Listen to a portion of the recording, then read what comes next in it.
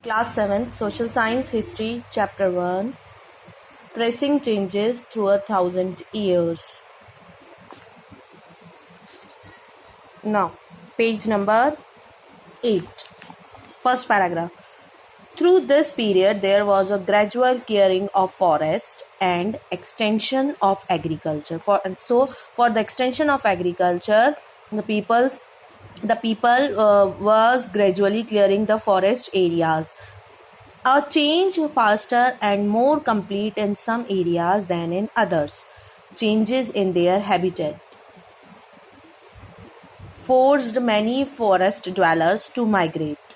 There is a new word for habitat. So the meaning of this word is here.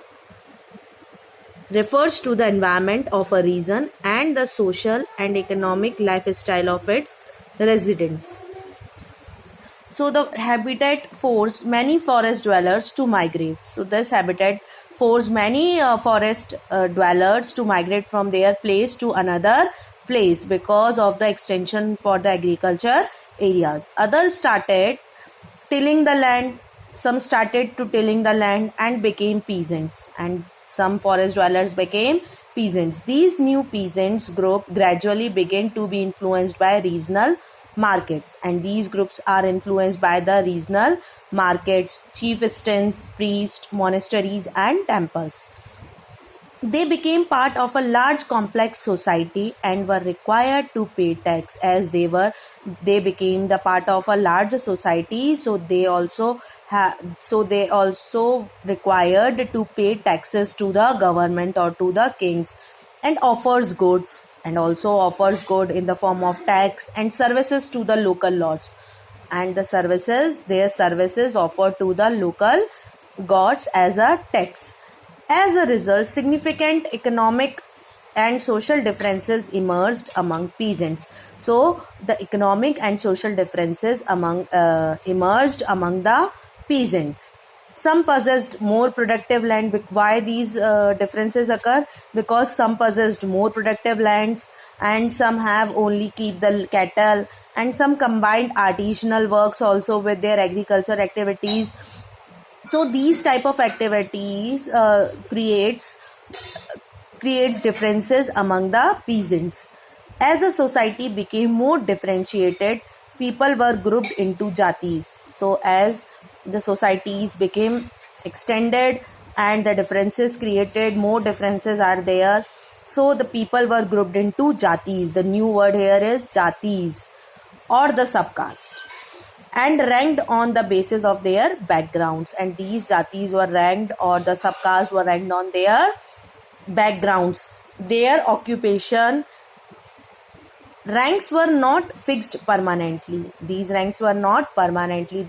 These ranks were changed time by time or day by day, and varied according to the power, influence and sources controlled by the members of the jatis. The status of the same jati could be vary from area to area. This is the important line. The status of the jati could be vary from area to area. So the status changed with variation in the area.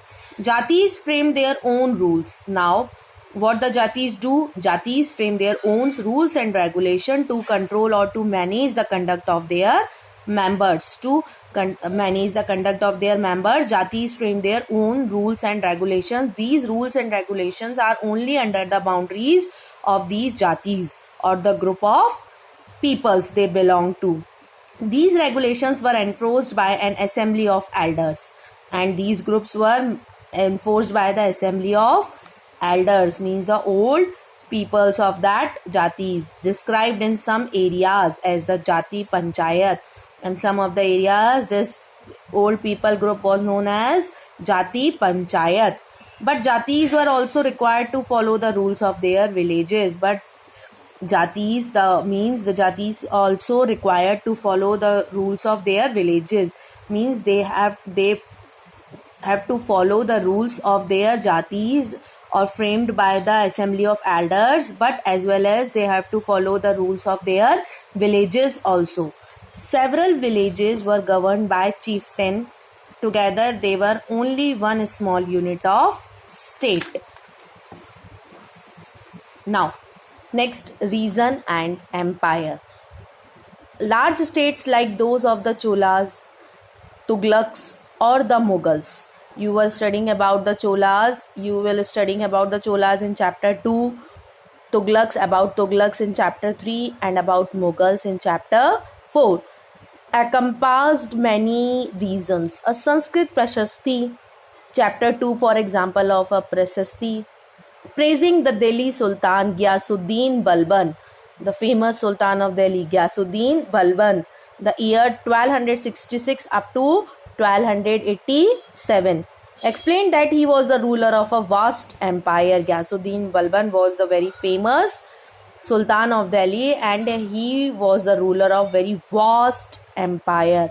Means a very huge empire that stretched from the area is from Bengal in the east to Ghazni in Afghanistan in the west, and included all the South India, Dravida, and the areas of the South India. So you can see from Bengal, from here up to the Afghanistan in the northwest and in the south, Dravid areas. All these areas were under the control of the ruler Ghiyasuddin Balban. People of different regions, Gonda, Andhra, Kerala, Karnataka, Maharashtra, and Gujarat, apparently fled before his armies, and they were apparently fled before these armies, and these surrendered before the armies of the Ghiyasuddin Balban. Historians regard these as exaggerated claims of conquest. At the same time, they tried to understand why rulers kept claiming to have control over different parts of the subcontinent. Here, historian wants to know why the other rulers or the rulers kept claiming to have control on the or over the different parts of the subcontinents. Now, here is a green paragraph. In this, we are knowing about the Amir Khusro. Language and reason. In 1318, the poet Amir Khusro was a very famous poet.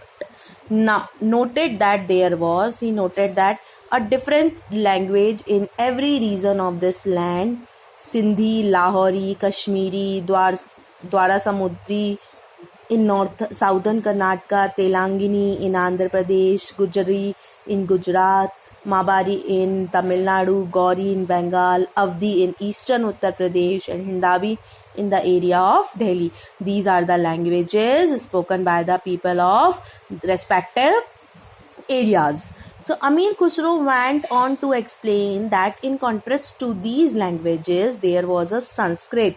With these languages, there was a common language that is known as Sanskrit, which did not belong to any religion, and Sanskrit did not belong to any religion. Okay, and Sanskrit was the oldest language of Indian subcontinent.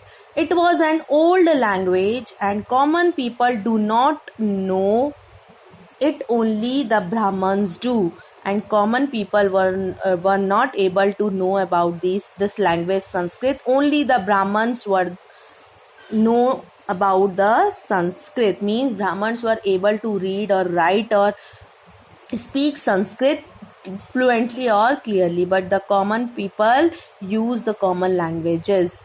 Okay, make a list of these languages mentioned by Amir Khusro and prepare another list. Here you have to make a list. Now, by 700, many regions already possessed distinct geographical dimensions and their own language and cultural characteristic. You will learn more about these in chapter 9. They were also associated with specific ruling dynasties. There was considerable conflict between these states. Occasionally, dynasties like you will be able to know about the other dynasties in the other chapters. Dynasties, Cholas, Khaljis, Tughlaqs, and Mughals were able to build an empire that was and pan-region spanning diverse regions. Not all these empires were equally stable or successful. Now, When the Mughal Empire declined in the 18th century, it led to the re-emergence of regional states.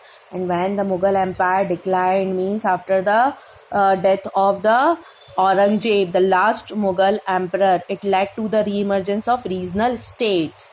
But years of imperial pan-regional rule had altered the characters of the region. Across most of the subcontinent, the regions were left with the legacies of the big and small states that had ruled over them. Now the big and small states ruled over each other. This was apparent in the emergence of many distinct and shared traditions. In the realms of governance, the management of the economy, elite, culture, and language. Through the 1,000 years between 700 to 1750, the character of the different regions did not grow in isolation. These regions felt the impact of larger pan-region forces of integration without ever quite losing their distinctness.